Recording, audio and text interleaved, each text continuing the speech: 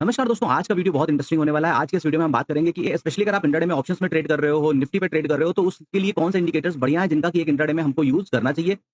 बहुत से मेरे पास कमेंट आए हैं जिसमें कि सब यही पूछ रहे हैं कि सर इंट्राडे के हिसाब से कुछ हमको सजेस्ट करिए जिससे कि आजकल जिस तरीके की चॉपी मार्केट चल रही है, हमको हेल्प मिले थोड़ा-सा समझने के लिए। तो ये वीडियो डेडिकेटेड है उसके लिए जो मैं इंट्राडे में पर्सनली यूज़ करता हूँ, क्योंकि हर किसी की अपना-अपना ट्रेडिंग स्टाइल होता है, अपना सेटअप होता है। तो ऐसा नहीं है कि जो मैं बता रहा हूँ कि यही फाइनल है या आपने 2 पीछे कोई 2 वीडियो देखे होंगे, 3 वीडियो देखे होंगे तो वही फाइनल है, ऐसा नहीं है। डिपेंड करता है कि किसी एक ट्रेडर ने कितने लंबे समय तक किस इंडिकेटर पे या किन कंडीशंस पे प्रैक्टिस करी है। ठीक है? तो ऐसा नहीं है कि जो मैं ये बोल रहा हूँ ये पत्थर की लकीर है, इसमें भी चेंजेस हो सकते हैं और इवन आप इससे भी बढ़िया कुछ अपनी लाइफ में पहले से ऑलरेडी ट्राई कर रहे हो। जो मैं पर्सनली यूज़ करता हूँ यहाँ पर हम उसकी बात करेंगे। ठीक है? तो सबसे पहला इंडिकेटर एक होता है हमारा ईएमए भी मैं बोल सकता हूँ। कुछ लोग मूविंग एवरेज यूज़ करते हैं, कुछ लोग एसएमए यूज़ करते हैं, स्मूथ मूविंग एवरेज। ठीक है? पर्सनली जो मैं यूज़ करता हूँ इसमें 7 और 16 का यूज़ करता हूँ। बट जब मैं लाइव करता था तो एक भाई साहब मिले थे और उन्होंने मुझको बताया कि मैं ईएमआई यूज़ करता हूँ 21 और 55 का, जो कि इस टाइम पे आप चार्ट के ऊपर लगा हुआ देख रहे हैं। मैंने उसको भी ट्राई किया क्योंकि भाई स्टॉक मार्केट में आपको हमेशा या किसी भी फील्ड में आप हमेशा हो लर्निंग के लिए आपको ये नहीं कभी भी महसूस करना चाहिए कि आपको सब कुछ आता है। मैंने उसको बाद में लगाकर देखा तो ये भी अच्छा काम करता है। मतलब ऐसा नहीं है कि 7 और 16 काम नहीं करता है, बट मेरे 17 और 16 से ही मिलता हुआ ये काम करता है। तो कई बार यहाँ पर बहुत बढ़िया सेटअप बनते हैं और कई बार मेरे 7 और 16 के। अभी मैं इसी में ऐड करके आपको दिखाता हूँ। 7 7 से थोड़ा-सा ऊपर। तो अब यहाँ पर क्या एग्ज़ैक्टली मार्केट 7 से गिर गई? इसी बार यहाँ से गिर गई। तो जैसे कि कुछ लोग बोलते हैं कि सर आप इतना मूविंग एवरेज क्यों लगाकर बैठे हुए हो? क्यों? क्योंकि मैं देखता हूँ कि मेरे को 7 और 16 बहुत सूट करता है, बट 21 और 55 का ईएमए भी मुझे ठीक-ठाक ही लग रहा है। तो कभी-कभी चार्ट पर ये चारों मूविंग एवरेज लगे होते हैं, कभी-कभी 2 मूविंग एवरेज लगे होते हैं। मतलब ऐसा नहीं कि खाली इसके बिहाफ पर मैं ट्रेड प्लान करता हूँ, बट मूविंग एवरेज होना चाहिए। मूविंग एवरेज क्या होता है? मूविंग एवरेज कुछ नहीं होता, पीछे की बनने वाली प्रीवियस अगर आपने 7 बोला है, आपने 16 बोला है या 20 बोला है, ठीक है? तो ये जो प्रीवियस बनने वाली 7, 16 और 21 कैंडल्स हैं, जो भी आप मूविंग एवरेज यूज़ कर रहे हो, उसका एक एवरेज होता है जो कि एक मार्केट की डायरेक्शन को बता रहा होता है। तो इससे एक आपको डायरेक्शन का सेंस मिल जाता है और स्टॉक मार्केट में अगर आपको ट्रेड करना है तो डायरेक्शन क्लियर होना बहुत ज़रूरी है। एक हम डेली चार्ट के हिसाब से क्लियर करते हैं ट्रेंड को मार्केट के, लेकिन वो बड़ी पिक्चर हो जाती है। इंट्राडे में हमको इसको 5 मिनट और 15 मिनट पे कंफर्म करना होता है या 5 मिनट, 10 मिनट और इसके बिहाफ पर ही ट्रेड बनाओगे, क्योंकि अगर आप डेली के बिहाफ पर ट्रेड बनाओगे तो या तो बड़ा प्रॉफिट होगा या फिर बड़ा लॉस होगा। इवन 1 आवर पर भी आप थोड़ा-सा हेल्प ले सकते हो कि शॉर्ट टर्म में क्या सीन चल रहा है, आज किस तरीके का मोमेंटम आ रहा है। डेली कैंडल्स के हिसाब से ये पता चलता है कि अच्छा भाई मार्केट ने क्या किसी एकदम पीक से रिजेक्शन लिया है या किस तरीके की कैंडल बनी है, उसके क्या सेंटीमेंट्स होते हैं, तो उसके हिसाब से अगर अगले दिन मार्केट इसका ब्रेकडाउन या ब्रेकआउट करेगी तो किस तरीके का मूवमेंट आएगा। दूसरी चीज़ क्या हो गई? कैंडल्स। डेली टाइम फ्रेम देखना है, उसके बाद 15 मिनट पर या फिर 10 मिनट पर आपको चार्ट पे सपोर्ट और रेजिस्टेंस ड्रॉ करने हैं, ठीक है? अब आप इसमें 1 आवर की भी हेल्प ले सकते हो, थोड़ा-सा छोटी पिक्चर दिखेगी बट 5 और 15 मिनट के कंपैरिजन में काफ़ी बड़ी। तो मतलब अगर आप सपोर्ट के लिए और रेजिस्टेंस निकालने के लिए थोड़ा और दूर तक की अगर मार्केट सपोज करो कि 100-200 पॉइंट का 150 पॉइंट का गैप अप गैप डाउन हो जाती है तो 1 आवर के चार्ट पर आपको वो दूर तक के लेवल दिख जाएँगे और आप वो मार्क कर सकते हो। तो ये अलग-अलग कंडीशंस है कि आप 5 और 15 यूज़ करते हो, 5 या 10 यूज़ करते हो। जब आपको ट्रेड प्लान करना है तो उसके लिए जो मैं पर्सनली यूज़ करता हूँ, वो मैं करता हूँ 5 मिनट की कैंडल के बिहाफ पर। ठीक, तो पहली चीज़ हो गई इंडिकेटर के लिए मूविंग एवरेज। अगर आप मूविंग एवरेज लंबे टाइम से यूज़ कर रहे हो, उसके बढ़िया रिजल्ट आ रहे हैं, तो मेरे कहने पे आपको एसएमए यूज़ नहीं करना है या ईएमआई यूज़ नहीं करना है, ठीक है? अगर सैटिस्फाई हो, बढ़िया आपको वहाँ पर कंडीशंस बनती है, तो फिर उसी को रखो, बार-बार अपनी कंडीशंस को चेंज नहीं करना चाहिए। इसके बाद जो मैं दूसरा इंडिकेटर यूज़ करता हूँ, वो मैं करता हूँ आरएसआई। आरएसआई मुझे ये जानने में हेल्प करता है कि इसके बाद मुझको बुलिश ट्रेड प्लान करना है, आज के दिन का या नहीं करना है, या इसके नीचे मुझको आज का बेयरिश ट्रेड प्लान करना है या नहीं करना है। अगर मेरा आरएसआई मुझको 30 के नीचे दिख रहा है, मतलब दिस लेवल, ओवरसोल्ड ज़ोन में, तो फिर मैं वहाँ पर बेयरिश ट्रेड नहीं प्लान करूँगा। मैं देखूँगा एक बार अगर वो 5 मिनट पे ओवरसोल्ड दिख रहा है, 15 मिनट पे ओवरसोल्ड दिख रहा है, तो 15 मिनट पे ओवरसोल्ड दिख रहा है तो मैं किसी भी कंडीशन में बेयरिश ट्रेड में नहीं जाऊँगा। सेम उसी तरीके से 5 मिनट पर, 15 मिनट पर अगर मार्केट हमको ओवरबॉट ज़ोन में दिख रही है 70, 75, 80 के ऊपर चला गया है, तो फिर अब यहाँ से चाहे कितना भी बढ़िया कन्विक्शन ट्रेड ऊपर का क्यों ना बन रहा हो, मैं ट्रेड प्लान नहीं करूँगा। आप लोगों के साथ प्रॉब्लम ये है कि आप इसको 1 दिन, 2 दिन, 4 दिन देखोगे और उसमें मार्केट अलग-अलग तरीके से रिएक्ट करती है। अब यहाँ पर इंपॉर्टेंट चीज़ ये है कि मार्केट में कोई भी इंडिकेटर या कोई भी चीज़ आप यहाँ पर यूज़ करोगे वो 100% वर्क नहीं करता है। 100% नाम का अगर आप कोई भी सेटअप यहाँ पर ढूँढ रहे हो तो भाई आप 1 साल से अगर ढूँढ रहे हो तो आप 10 साल भी ढूँढोगे आपको नहीं मिलेगा। यहाँ पर आपको सिर्फ उनकी हेल्प लेनी होती है। ट्रेड आपको डेवलप करने के लिए एक्सपीरियंस ही लगेगा। ये आपको एक डायरेक्शन बताते हैं या फिर एक लिमिट डिसाइड कर देते हैं कि इसके बाद अब आप इस डायरेक्शन का ट्रेड एटलीस्ट अभी ना प्लान करिए या कुछ देर वेट करने के बाद या फिर कल प्लान करिए। ये चीज़ें आपको बताती है जैसे कि आरएसआई है। अब अगर मार्केट एक्सट्रीम डाउन ट्रेंड में चल रही है, अब आप वहाँ पर देखोगे कि कई बार आपका आरएसआई 25 चला जाएगा, अब आप बोलोगे कि सर आप इसके बाद तो बियरिश ट्रेड प्लान नहीं करोगे। नहीं, मैं करूंगा। क्यों करूंगा? क्योंकि मार्केट एक्सट्रीम डाउन ट्रेंड में चल रही है। तो उस केस में क्या होगा, मान लीजिए ये 30 की लाइन है और ये ऊपर 70 की लाइन है, जैसे कि ये आप देख रहे हो, ये 70 है और ये 30 की लाइन है, ठीक है। अब इसमें क्या होगा, मार्केट थोड़ा सा रिकवर करेगा, 30 तक आएगा, 35 तक आएगा या 40 तक आएगा और वहीं से फिर से गिरना स्टार्ट कर देगा। अब आपने किसी ऐसी दिन में एक दिन फॉलो किया होगा, आपको लगेगा अरे यार ये तो कुछ काम नहीं करता है। भाई किसी भी आप इंडिकेटर को यूज करना चाहते हो तो एटलीस्ट 6 महीने उसको लाइव मार्केट में देखो और उसकी बैक टेस्टिंग 6 महीने जाकर कर लो। जैसे आज संडे का दिन है, आप लगा लो, नहीं 15 मिनट पर, खाली 5 मिनट पर जाकर लगा लो। 6 महीने का जाकर देखो। ऐसा ना आप करो कि 2 दिन का, 3 दिन का, नहीं, नहीं, नहीं चलता है, नहीं, नहीं, नहीं, नहीं चलता है। बिल्कुल नहीं। इधर भी तो बहुत ही खतरनाक कंडीशन चल रही है, स्पेशली पूरा जुलाई का जो हमारा महीना गया है और ये जो अगस्त में स्टार्ट हुआ है। अभी अगर आप मार्च का महीना जाकर देखेंगे, 31 मार्च, 1 मार्च से लेके 31 मार्च एक्सट्रीम डाउन ट्रेंड था। वहाँ पर आरएसआई आपको अलग पिक्चर दिखा रहा होगा। ठीक, अगर मार्केट आप अप्रैल में जाओगे तो वहाँ पर मार्केट थोड़ा-सा कई बार आपको वो कंडीशन दिखा रहा होगा जिसमें कि आरएसआई 70 तक आता है या 60 तक आता है और 60 से फिर टर्न कर जाता है। क्यों? क्योंकि मार्केट बुलिश है। ये आपको इंट्राडे में पहचानना पड़ेगा कि स्ट्रॉन्ग ट्रेंड किसका है। बट मैक्सिमम टाइम ये नहीं होगा। कितनी बार होगा? 20 टू 30% इसके चांस रहेंगे। बाकी मेजॉरिटी मार्केट आपको वहां से ट्रैप करेगी, उसके बाद या तो कंसोलिडेट करेगी या फिर ऊपर से ब्रेक डाउन करेगी या नीचे से ब्रेकआउट करेगी। तो इसीलिए मैं हमेशा बोलता हूं कि स्टॉक मार्केट में किस चीज के पीछे भागना है, जो मार्केट मैक्सिमम टाइम रिपीट करती है। तो या तो उस डायरेक्शन को फॉलो करो और अगर आपका डायरेक्शन क्लियर नहीं है तो उस दिन नो ट्रेड करो। अगर महीने में 20 से 21 दिन ट्रेडिंग सेशन है तो जरूरी नहीं है कि 20x3 आपको महीने के 60 ट्रेड मारने हैं। अगर नहीं मारोगे तो आपके ऊपर पेनल्टी आ जाएगी। ऐसा कुछ भी नहीं है। अगर आपका व्यू नहीं क्लियर है, जैसे कि इस दिन मेरा एक ट्रेड बना, ये 6 तारीख की थी, मुझे लगा कि ये मार्केट ब्रेक डाउन कर रही है क्योंकि उसके दिन एक दिन पहले जो ये लास्ट में बड़ी सी कैंडल बनी थी, मैंने इसको कंसीडर नहीं किया, इसको मैंने क्लोजिंग एक्सेप्ट ही नहीं किया क्योंकि कोई क्लियरिटी नहीं थी। मैंने यहाँ पर ट्रेड प्लान किया, इमीडिएट उसने 2 कैंडल के बाद ट्रैप कर लिया और उसके बाद फिर ये ऐसा भी नहीं कि ऊपर चली गई, उसी रेंज के अंदर टहलती रही। फिर मैंने यहाँ पर कोई ट्रेड प्लान नहीं किया। सेम उसी तरीके से यहाँ पर ट्रेड प्लान करने का रीजन ये था कि मार्केट इस लेवल के ऊपर होल्ड करी 7 तारीख को और सेम उसी टाइम पर आरएसआई भी देखो तो ऐसा नहीं है कि ओवरबॉट जोन में पड़ा हुआ था। पहली चीज। दूसरी चीज थी कि निफ्टी बैंक अपनी 5 मिनट की रेंज के अंदर जो 5 मिनट की कैंडल बनी थी उसके 50% के ऊपर छोटी छोटी कैंडल बना रहा था। तो इस जगह पे जब ये ब्रेकआउट करके निकलता है तो वहां पर भी एक बड़ी सी कैंडल बनती है और क्योंकि 5 मिनट में निफ्टी बैंक ने बहुत बड़ी कैंडल नहीं बनाई थी, ये था कि चलो अब निफ्टी बैंक निकालेगा तो इसके साथ, क्योंकि ये पूरा एक कंसोलिडेशन का चैनल था, तो मार्केट अब यहाँ से इस लेवल के लिए जाएगी। बट आजकल मार्केट क्या कर रही है, ना किसी लेवल्स को फॉलो कर रही है, ना अपनी डे रेंज को फॉलो कर रही है, तो ट्रेड प्लान करने में दिक्कत होती है। तो यहाँ पर हमारा एक एसएल चला गया, फिर एक ट्रेड मैंने कहीं पर यहाँ पर रिवर्सल का प्लान किया था, इस जगह पे ये ट्रेड चला और टारगेट पहला क्या था, डे लो का, और दूसरा था ये, कल मैंने लाइव में भी इस चीज को एक्सप्लेन किया था। बट और यहाँ पर ये ट्रेड ऐसा नहीं, क्योंकि आरएसआई कहाँ पर इस जगह पर थी, इस जगह पे आरएसआई 50 पर थी और मार्केट डाउन ट्रेंड में थी, तो मार्केट को नीचे की तरफ निकलना था और आरएसआई यहाँ पर 30, 25, 20 तक आ जाती। तो वो अपनी कैलकुलेशन थी, मूविंग एवरेज भी डाउन ट्रेंड में था, लेकिन मार्केट पहले क्या गई, एसएल हंट किया और एसएल हंट करने के बाद फिर वो डे लो के लिए गई, मतलब टारगेट तो हिट हुआ लेकिन उससे पहले उसने मुझको निपटा दिया। तो यहाँ पर क्या ट्रेड किया, एक, यहाँ पर क्या ट्रेड किए, दो, उसके बाद कुछ नहीं। प्रॉब्लम ये होगी आपके साथ कि आप लड़ जाते हो मार्केट के साथ।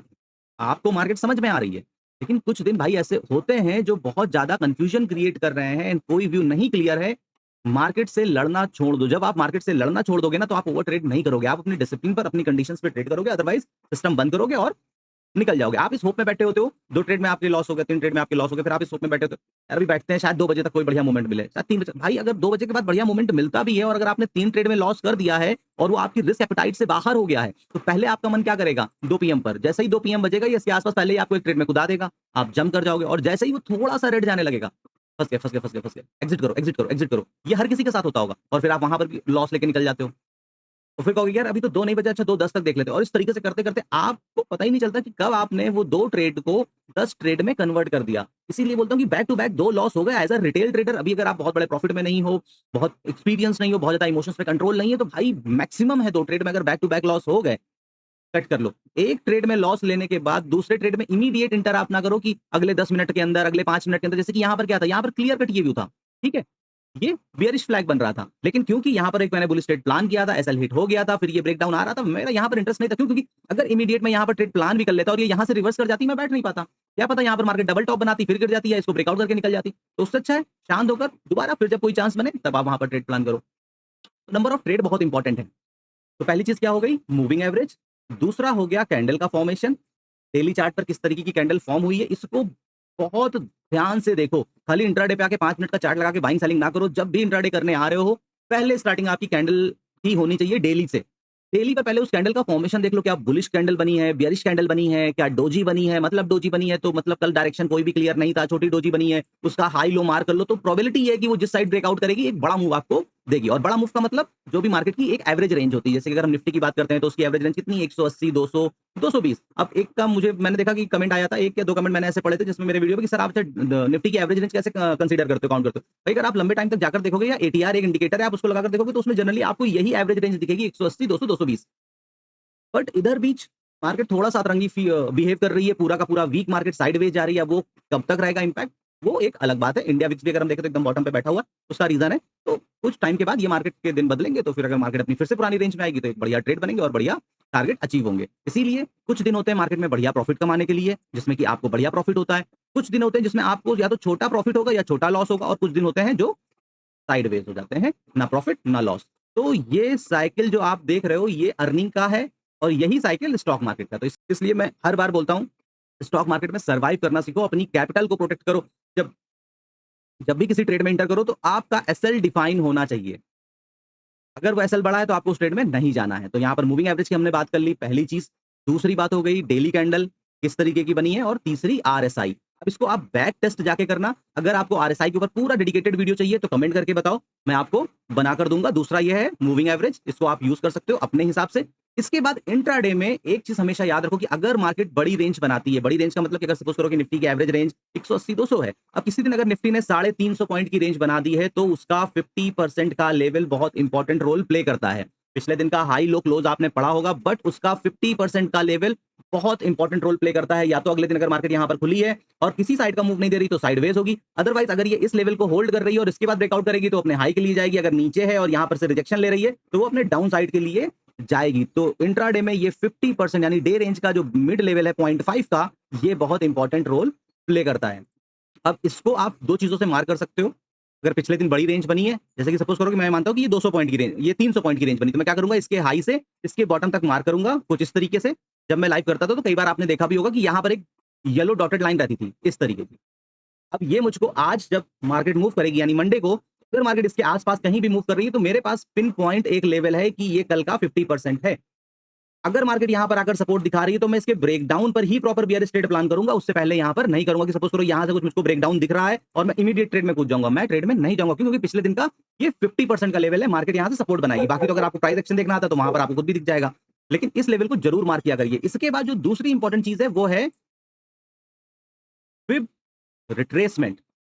इंट्राडे में जो भी मार्केट का हाई और लो बनता है, उस पर से आपको इसको प्लान करना होता है और समय समय के साथ इसको शिफ्ट करते रहना रहता है। अगर मार्केट ने नया लो बनाया या नया हाई बनाया तो इसको आप ऊपर नीचे करते रहिए। अभी अच्छा मेरी क्या है, मेरी एक हैबिट फिट हो गई है। अदरवाइज लोग इसको जब नीचे के लेवल्स निकालने होते हैं तो इसको रिवर्स लगाते हैं, मतलब बॉटम टू हाई।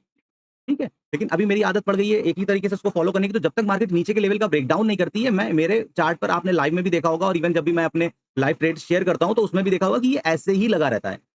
क्योंकि मुझे दिन की एक अगर मान लीजिए ये रेंज है तो इसका ये 0.5 का लेवल मुझको क्लियर पता चल रहा है, पहली चीज। इसके बाद मार्केट 0.5 से 0.61 के लेवल पर क्या कर रही है, इसका ब्रेकडाउन आ रहा है या इसका ब्रेकआउट आ रहा है। अब स्पेशली मार्केट अगर डाउन ट्रेंड में है और मार्केट अगर इस जोन के अंदर रिजेक्शन ले रही है 0.61 और नीचे का 0.382, तो फिर बहुत हाई चांस है कि मार्केट अब यहां से अगर ब्रेकडाउन करेगी तो डे के लो के लिए आएगी, और डे के लो के नीचे अगर मार्केट ब्रेकडाउन करेगी तो जो भी आप जिस भी इंडेक्स में ट्रेड कर रहे हो वो अपनी डे रेंज पूरी करने के लिए जाएगा। सपोज करो कि यहां से यहां तक मार्केट के 100 पॉइंट, आजकल ट्रेड प्लान करने में क्यों नहीं मजा आ रहा है, रीजन ये है कि मार्केट अपने डे लो को प्रॉपर तरीके से ब्रेकडाउन नहीं कर पा रही। डे लो के पास ही बायर्स उसको लेकर चले जाते हैं। ये हमको कहां से पता चल रहा है, ये पीसीआर से चल रहा है।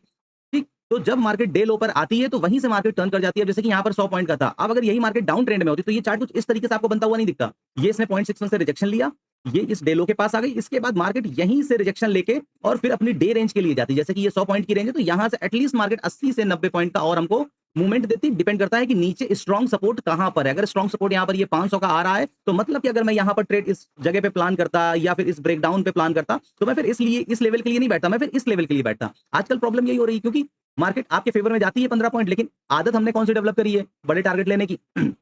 मार्केट 12-15 पॉइंट ऊपर दिखाती है और नीचे की मार्केट छोटी रेंज बना रही तो हम स्टॉप लॉस भी बहुत छोटा देते हैं, 7 पॉइंट, 8 पॉइंट, 10 पॉइंट का। तो उस कंडीशन में क्या है, मार्केट आती है, अगर आप ये 15 पॉइंट नहीं लोगे तो आती है, अगर आपका 10 पॉइंट लेकर चली जाती है। कई बार ऐसा होता है कि चलो ठीक है, 15-18 बन रहा है तो निकल जाते हैं, लेकिन मैक्सिमम टाइम इन चीजों को मैं रिपीट करता नहीं हूं। तो क्या होता है कि ट्रेड चल भी जाता है तो 12-15 पॉइंट देता है, अपन को आदत है 25-30 वाली। चलो अच्छा ठीक है, देखते हैं एट कॉस्ट पर। फिर एट कॉस्ट से थोड़ा नीचे आता तो 2 पॉइंट या 3 पॉइंट पे माइनस कर दिया, या फिर किसी दिन बैठे हुए हैं तो 10 पॉइंट है तो 10 पॉइंट दे दिए, क्योंकि हम अपनी इस डिसिप्लिन को नहीं बिगाड़ सकते। अदरवाइज क्या होगा कि फिर हमेशा ये परमानेंट फेज नहीं रहेगा। स्टॉक मार्केट में याद रखिएगा, किसी भी आप इंडेक्स पे ट्रेड कर रहे हो, हमेशा एक जैसी कंडीशंस नहीं रहेंगी, बदलती हैं। जैसे कि लाइफ में बदलती हैं, समय बदलता है, वैसे स्टॉक मार्केट में चार्ट भी बदलते हैं। तो जब मार्केट एक बड़ी रेंज बनाएगी, तब आपके मुंह को ये लग चुका होगा 10 पॉइंट, 5 पॉइंट, 8 पॉइंट, तो पता चला आज मार्केट आपको देने वाली थी 35 पॉइंट, आज आपको देने वाली थी 55 पॉइंट, लेकिन आप लेके निकलने की आदत क्या डेवलप कर ली है 1 महीने और 2 महीने के अंदर 5 पॉइंट, 10 पॉइंट। तो क्या है यहाँ पर, इससे अच्छा है कि भाई ठीक है मैं सर्वाइव करूंगा यहाँ पर एट कॉस्ट, ये छोटा-मोटा प्रॉफिट बन गया तो वो भी अच्छी बात है। तो इस फिब रिट्रेसमेंट का बहुत इंपॉर्टेंस है इंट्राडे के हिसाब से। अगर अब मैं यहाँ पर ही दिखाता हूँ कि ये लेटेस्ट चार्ट बना हुआ है, ये हाई बना था, उस टाइम पर ये लो बना था, ठीक है? ये लो था, ये हाई था, हमने ड्रॉ कर दिया, मार्केट यहाँ से टर्न करती है, किस लेवल के लिए? 0.5 रिजेक्शन लिया, एग्ज़ैक्टली 0.236 तक आई, फिर मार्केट ऊपर गई, 0.61 से एग्ज़ैक्टली रिजेक्शन लेके मार्केट डे लो के लिए आ गई। तो इसको यूज़ करना स्टार्ट करिए। बाकी इनके अगर आपको इंडिविजुअल वीडियोज़ चाहिए, तो कमेंट करिए, बताइए, तो फिर मैं इनके डेडिकेटेड वीडियोज़ बनाऊँगा इन टॉपिक के ऊपर, जैसे कि आरएसआई है और ये आपका मूविंग एवरेज है या फिर दूसरा फिब रिट्रेसमेंट है, तो इन सब के ऊपर डेडिकेटेड वीडियो बनाऊँगा। ये वीडियो क्योंकि अगर मैं बनाने लगूँगा तो बहुत बड़ा बन जाएगा और फिर वो आपको समझ में नहीं आएगा, फिर आप स्किप कर करके देखोगे। वैसे भी आप इस वीडियो को भी स्किप कर करके देख रहे होगे, तो स्टॉक मार्केट को भैया सीखना है तो शॉर्टकट ना लो। चाहे आप ट्रेड कर रहे हो, चाहे आप वो ट्रेडिंग कैसे करने हैं उनके वीडियोज़ देख रहे हो, देखो, नोट्स बनाओ और उसको किसी के कहने पे अगले दिन जाके रियल मार्केट में टेस्ट ना करो, बल्कि उसकी पहले बैक टेस्टिंग करो, फिर पेपर ट्रेडिंग करो, फिर उसके बाद जाके रियल मार्केट में टेस्ट करो, क्योंकि अल्टीमेट आप दांव पर लगाओगे अपनी कैपिटल को ही। ठीक है? अब इसके बाद एक और चीज़ है जिसको कि मैं बोलता हूँ वो है पीसीआर। पीसीआर, अब इसी में से 2 चीज़ें और निकल कर आती हैं, ओपन इंटरेस्ट और चेंज ओआई। इसके अलावा इंट्राडे में मैं कोई और इंडिकेटर ना लगाता हूँ, ना कोई और कंडीशंस देखता हूँ। यानी कि क्या-क्या चीज़ें मैं देखता हूँ, एक तो ईएमए बोल दो, एसएमए बोल दो या एमए बोल दो। ये हो गया फर्स्ट। सेकंड हो गया आरएसआई, ये मुझे ये बताता है कि किस डायरेक्शन का ट्रेड अब यहाँ पर प्लान नहीं करना है या यहाँ से हमको एक रिवर्सल मिल सकता है। लेकिन वो रिवर्सल भी हम कब प्लान करते हैं? देखते हैं कि मार्केट किस तरीके की कंडीशंस बना रही है। क्या किसी स्ट्रॉन्ग सपोर्ट पर मार्केट अगर पहुंची, सपोज करिए कि 24,500 है, फॉर एग्जांपल, ठीक है? और यहाँ पर मैंने देखा कि मेरा आरएसआई पहुंच गया 25, यानी कि ओवरसोल्ड जोन में। अब यहीं पर एक बढ़िया-सी बाइंग कैंडल बनी, हैमर बनी, ठीक? स्टॉप लॉस मैंने जाकर देखा 10 पॉइंट का। अब यहां से मैंने फिब रिट्रेसमेंट लगाकर देखा 0.5 तक मार्केट में कितना स्पेस दिख रहा है मुझे 70 से 80 पॉइंट का। क्यों? क्योंकि मार्केट ने बड़ी रेंज नहीं बनाई है। मैं यहां पर ट्रेड प्लान कर लूंगा। इसके ऊपर मैं ट्रेड करूंगा, अगर नीचे मेरा 10 जाएगा तो ऊपर चांस है कि मार्केट यहां पर 25 से 30 पॉइंट तक आ सकती है। कई बार ऐसा होता है कि मार्केट वहां तक जाती है लेकिन बहुत धीरे-धीरे जाती है, तो प्रीमियम पे वो मूवमेंट नहीं मिलता है। भाई ठीक है 18-20 लेकर ही निकल जाएंगे। बट एक रिस्क रिवॉर्ड दिख रहा है ना, तब हम उसको प्लान करते हैं। तीसरा है फिब रिट्रेसमेंट और चौथा है पीसीआर, ठीक है? इसी में इंक्लूड है ओपन इंटरेस्ट और चेंज ओआई। पीसीआर अगर आप नहीं फॉलो करते हो, तो फॉलो करो। पीसीआर में कुछ कंडीशंस होती हैं। एक होता है कि मार्केट एक अपने एवरेज मूव में चल रही है और एक होता है एक्सट्रीम डायरेक्शनल मूव, कि मार्केट ने अभी डिसाइड कर लिया कि अब मेरे को होल्ड करना है। उस कंडीशन में आप पीसीआर का बिहेवियर अलग देखोगे। जब मार्केट फॉल कर रही है, उस टाइम पे मार्केट में आपको पीसीआर का बिहेवियर अलग दिखेगा। मार्केट जब अप ट्रेंड में जा रही है, तो पीसीआर का बिहेवियर अलग दिखेगा।